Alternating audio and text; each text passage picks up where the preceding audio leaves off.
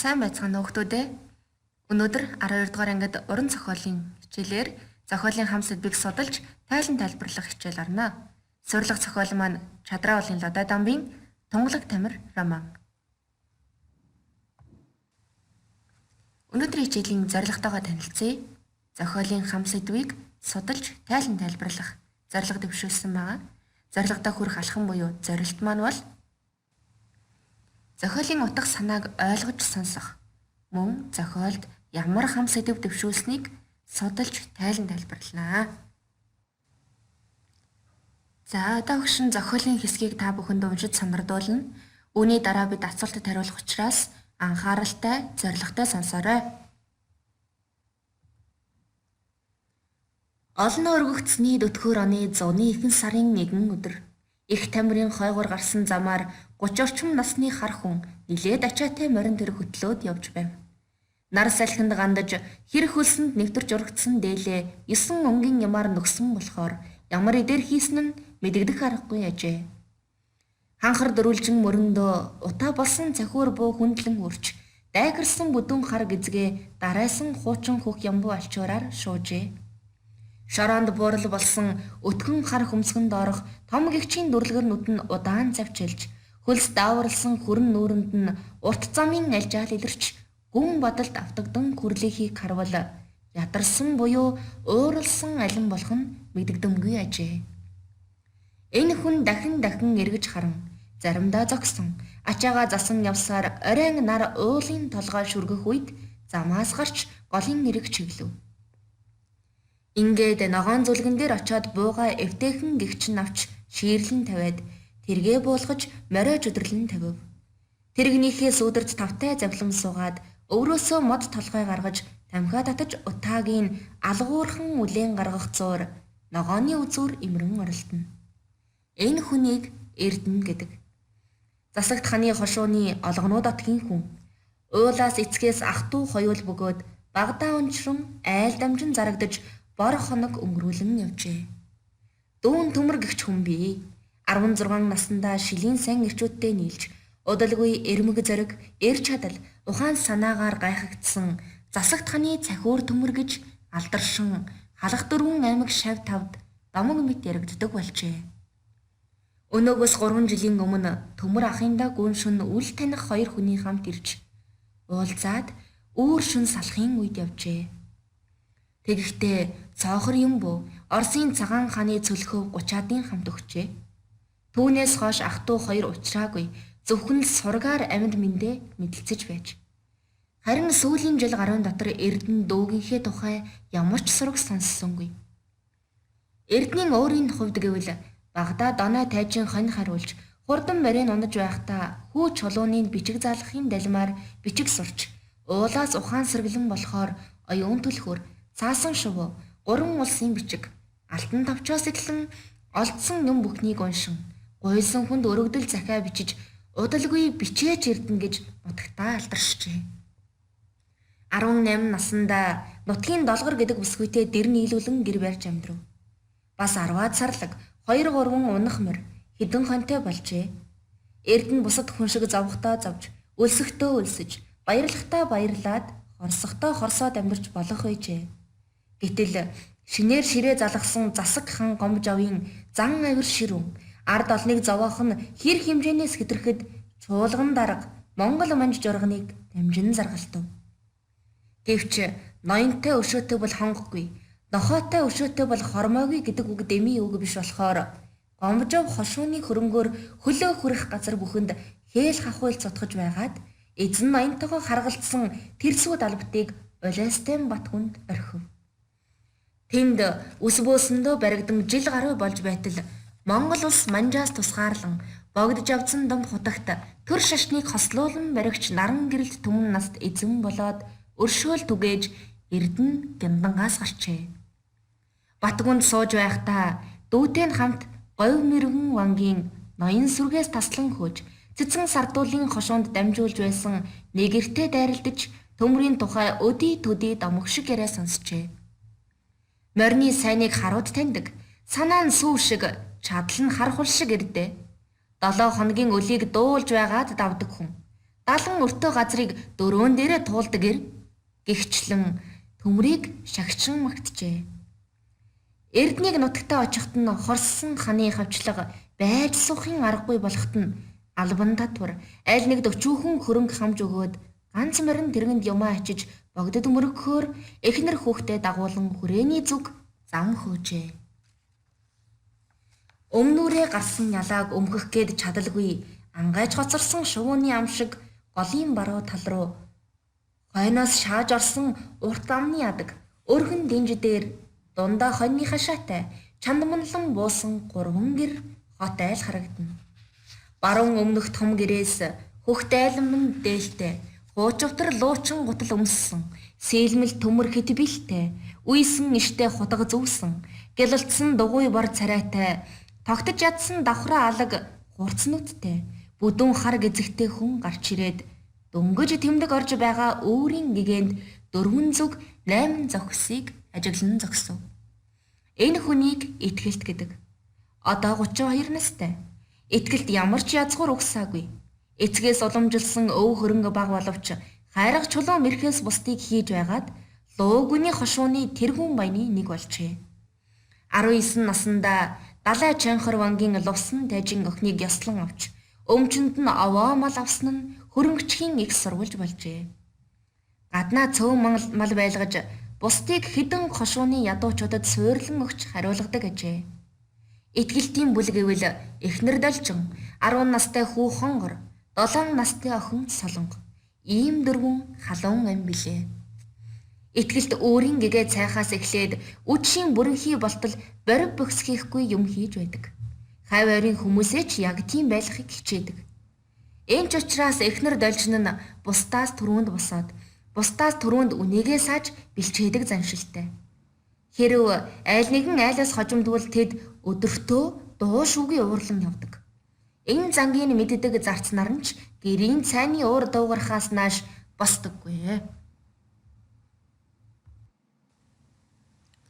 Зохиолоо сонсож ойлгосон бахаа гэж өгшнөдөж байна. Хэрхэн ойлгосноо асуултаар илэрхийлье. Эхний асуулт. Олон өргөгдсөн дүтхөөр он гэж хэдэн оныг хэлж байна вэ? 1915 он, 1911 он, 1914 он, 1910 он. Зөв хариултыг дэвтэртээ бичээд тэмдэглээрэй.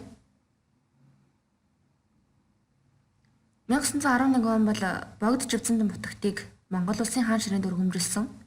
За Монгол улс бол манжийн иргэшээлээс гарсныг илэрхийлж байгаа юм он цаг юм. Улсын аны цолыг олноо өргөгдсөн хэмээн нэрлэж байсан. Тэгэхээр олноо өргөгдсөн дүтхүүр он гэдэг бол 1915 оныг хэлж байна. 20 дугаар асуулт. Эрдэнэ нутагтаа хэн гэж алдаршсан бэ? Заргач, харцаард, бичээч, дархан. Аль нь зөв хариулт вэ? Эрдэнэ бол багада чулууны хамт бичиг үсэг сурж байсан. За мөн эртний уран зохиолуудыг уншиж судалж байсан. Учираас нутгийнх нь бол түүнийг бичээч эрдэнэ гэж нэрлэж байсан. 3 дугаар асуулт. Морины сайныг харуут таньдаг, санаа нь сүү шиг, чадал нь хар хул шиг ирдээ 7 хоногийн үлийг дуулж байгаад давдаг хүн. Далан өртөө газрыг дөрөөн дээрээ туулдаг гэж хэнийг дүрсэлж байна вэ? Итгэлт, эрдэнэ, пүрэв, төмөр. Зөв хариултыг сонгож бичээрэй. За энэхүү зохиолын хэсгээс авсан ишлэл бол эрдэнийн дүү төмрийг дүрсэлж байгаа дүрсэл байна. 4 дугаар асуулт. Эрдэнэ яагаад Улайстан батгунд хоригдох болсон бэ?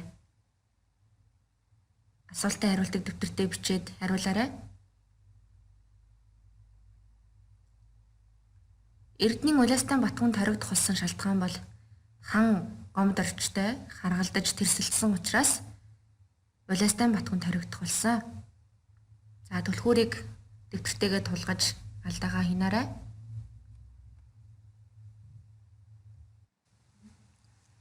Дараагийн алхам бол зохиолоос авсан ишлэлийн хам сэдвийг тайлбарлах байгаа. Утга зохиолын хам сэдв гэдэг бол тухайн цаг үеийг тодорхойлж буй нийгэм соёлын нөлөө, хэрэг явдал, үзэл бодол зэрэг зохиолын хамгийн их мэдээлэлтэй хэсэг байдаг. Өөрөөр хэлбэл романы дотор байгаа үг өгүүлбэр, хиллэг бүрийн цаана агуулгадж байгаа бүхэл санаа мэдээллийг олж тайлан тайлбарлана гэсэн үг юм. Аливаа уран зохиолын эхүүд бол түүхийн хам сэдв, улс төрийн хам сэдэв, соёлын хам сэдэв, нийгмийн хам сэдэв, намтрын хам сэдэв, ёс суртахууны хам сэдэв гэх мэт сэдвийг хүндсэн байдаг. Зохиолоос авсан ишлэлүүд дээрх хам сэдвүүдийн аль нь хамаарахыг тодорхойлъё. Олон өргөгдсөний дүтгүүр оны 101 сарын 1 өдөр их тамирын хойгуур гарсан замаар 30 орчим насны хар хүн нилээд ачаатай морин дэрэг хөдлөөд явж байв. Анхүү ишлэл нь ямар хам сэдвт хамаарах вэ?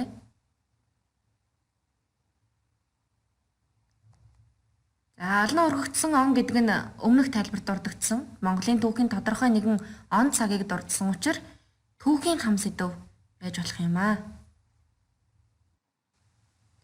Дараагийн ишлэлийг бүгдээр уншъя.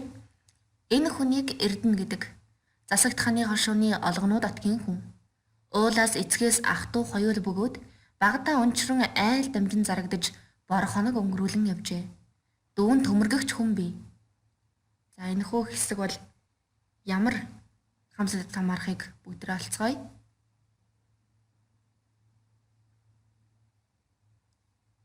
За, энэхүү зохиолын ишлэлд бол Эрдэнэ гэдэг хүний овог аймаг, за мөн ах トゥ хэдүүлэм гэдэг талаар танилцуулгын мэдээлэл явж байгаа учраас энэ намтрын хам сэдв юм аа.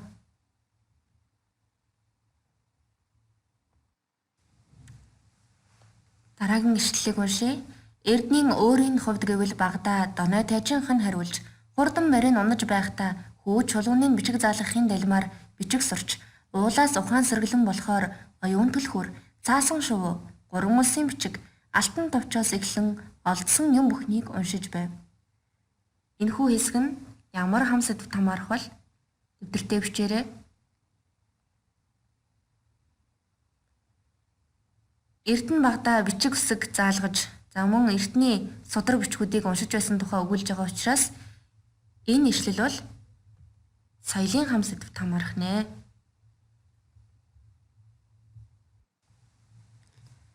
Гэтэл шинээр ширээ залгасан засагхан гомжовын зан авир ширүүн ард олныг зовоох нь хэрэг хэмжээнээс хэтэрхэд чуулган дарга Монгол манж журганыг дамжин заргалдав. Зохиолоос авсан энэхүү ишлэл нь ямар хам сэдвт хамаарах вэ? Дэвтэртээ бичээд тэмдэглээрэй. Энэхүү ишлэлд бол Гомжов гэдэг хан ноёны зан авирын тухай, за мөн ард олныг маш ихээр зовоодог, за даралдаг тухай өгүүлж байгаа учраас энэ хэсэг бол ёс суртахууны хам сэдвийг хүндсэн байна. Дараагийн ишлэлийг уншъя. Ноёнтой өшөөтэй бол хонгогүй, нохоотой өшөөтэй бол хормоогүй гэдэг дэмий үг ушлахоор Гомжов хошууны хөрөнгөөр хөлөө хүрэх газар бүхэнд хээл хавхуул цутгаж байгаад эзэн ноёнтойгоо харгалзсан тэрсүүд албатыг улаастай батгүн дөрхөв. За, энэхүү ишлэл нь ямар хам сэдвт хамаарах бол?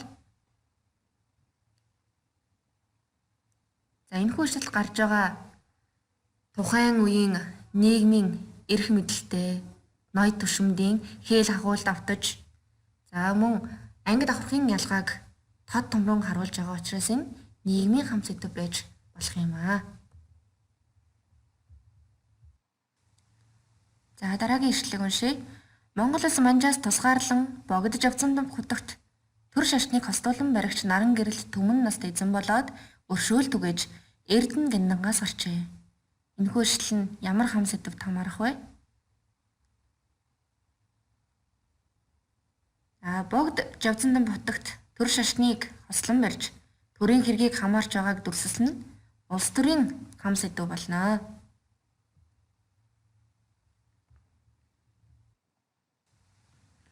Эрдэнэг нутагтаа очихт нь хорссон ханы хавчлага байд суухын аргагүй болохт нь албан татвар аль нэгд өчөөхөн хөрөнгө хамж өгөөд ганц морин тэргэнд юм ачиж богдод мөргөхөөр эхнэр хүүхдээ дагуулan хүрээний зүг зам хөөжээ.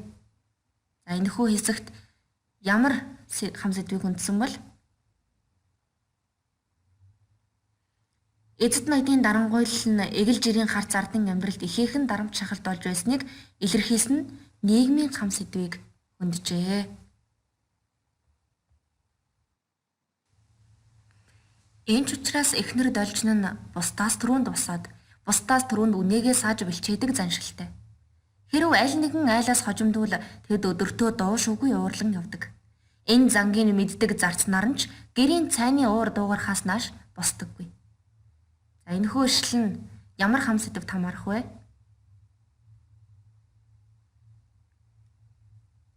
За энэ зохиолын хэсэгт бол итгэлт должин нарын үйл байдал нь зан чанарын тусгал болж байгааг харуулж байгаа учраас ёс суртахууны хам сэдв юм аа.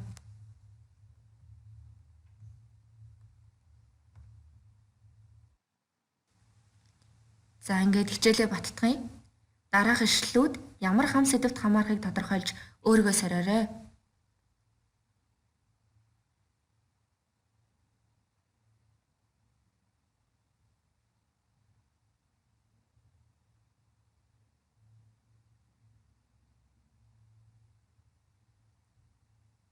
За энэхүү зохиолын ишлэлийг ямар хам сэдвт гэж бодсон бэ?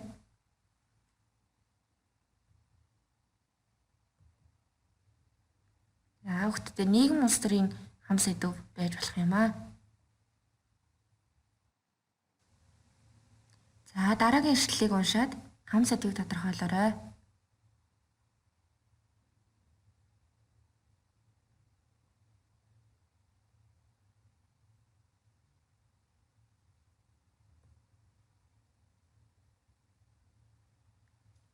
За энэхүү зохиолоос авсан ишлэл бол соёлын хам сэдвт хамаарах юм байна.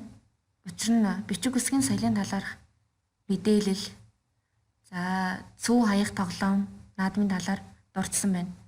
Ер нь соёлын сэдвт тухайн улс үндэстний эдийн болон оюуны соёлын талаарх бүх зүйлс ордог байна. Энэхүү ишлэлийн хам сэдв нь юу вэ?